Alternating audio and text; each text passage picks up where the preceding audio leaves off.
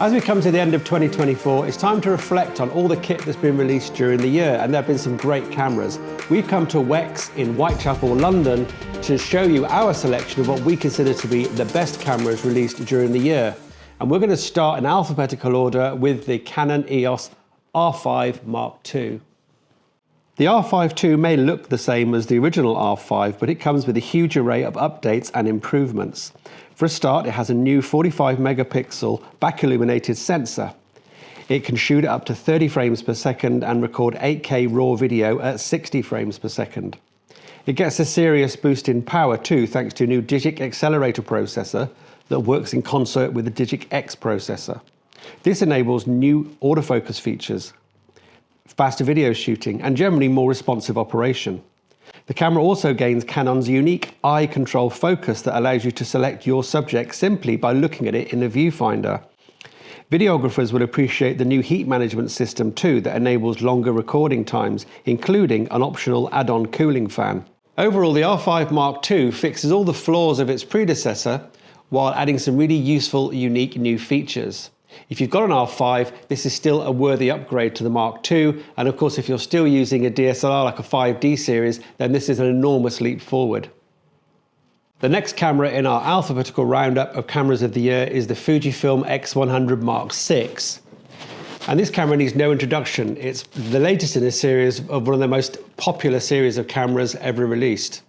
The Fujifilm X100 Mark V was a hugely popular camera. It went viral on TikTok and was virtually impossible to find anywhere and was trading for ridiculous amounts of money.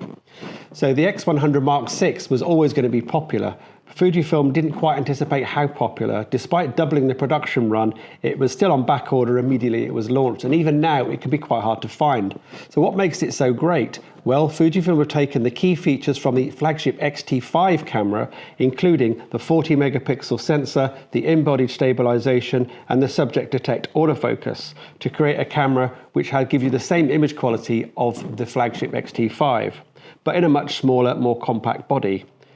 This is a camera that's lovely to shoot with and capable of delivering stunning pictures. Thanks to Fujifilm's film simulations, it gives great JPEG output, while the 40 megapixel sensor provides plenty of scope for cropping into your images to fine-tune the composition. Overall, the Fujifilm X100 Mark VI is a gorgeous, beautifully designed camera that's small and portable. If you're looking for a small camera to carry around with you all the time, you'll struggle to find anything better than the X100 Mark VI. The next camera on our list is also by Fujifilm, and it's the X-T50. The X-T50 is effectively an X-T5 in a smaller, lighter body aimed at people who want to travel light. And indeed, I took one of these cameras with me to Cape Town and took some great pictures with it. The X-T50 features much the same spec as the X-T5, including the 40 megapixel sensor, 6K video recording, in-body image stabilization, and subject detect autofocus. The main features that it's lacking is it only has a single card slot instead of a dual card slot, and it's not weatherproof, and the screen on the back just tilts and doesn't fully articulate. Other than that, you've effectively got a smaller, more compact X-T5. One of the things that Fujifilm did change from the X-T5 though is to put the film simulations on the top left-hand dial, which some people like and some people don't. I think it's great because it's much easier to get to, and it means that you can change the color profile of your images to suit the subject much more easily, and it's something that you might do more often than, for example, change the ISO. Overall, the X-T50 is a fantastic little camera, and it's a perfect travel camera. In fact, the only competition really for this in terms of a small, lightweight camera that gives you great images is Fujifilm's other X100 Mark VI. And I think between the two of them, I probably would pick the X-T50 because it has interchangeable lenses, which gives you more creative options. The next camera in our alphabetical roundup of best cameras of the year is the Nikon Z6 Mark III, which aims to feature as much of the goodness and great features of the very popular Z8 into a smaller, lighter body. Key to this is its innovative partially stacked CMOS sensor. By bonding additional processing circuitry onto the image sensor, it should bring many of the advantages that we've previously seen from fully stacked sensors, but at a lower cost. On the Z6 III, this works extremely well, and there is a strong chance it could become the dominant sensor technology in future. The key advantage this brings is dramatically improved autofocus compared to the previous Z6 II. You get a highly reliable subject detection system that understands people, animals, vehicles and planes with the ability to select automatically between different subject types.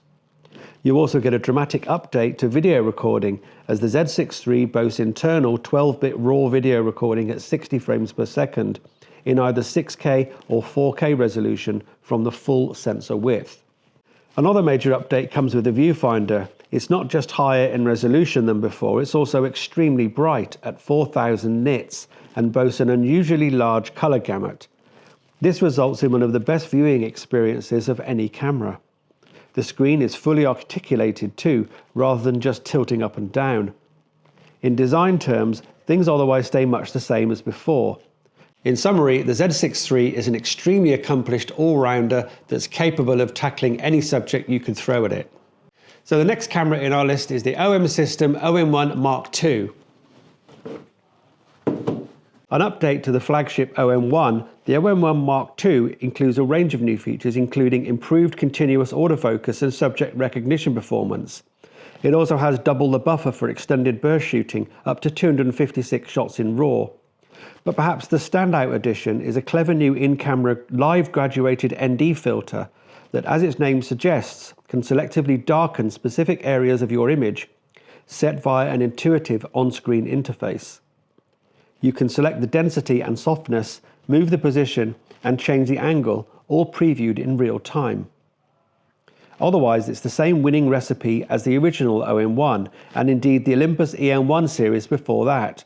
You get a large, comfortable hand grip with excellent build quality, including high levels of weather sealing to the IP53 standard. The superb 5.76 million dot viewfinder is backed up by a fully articulated touchscreen.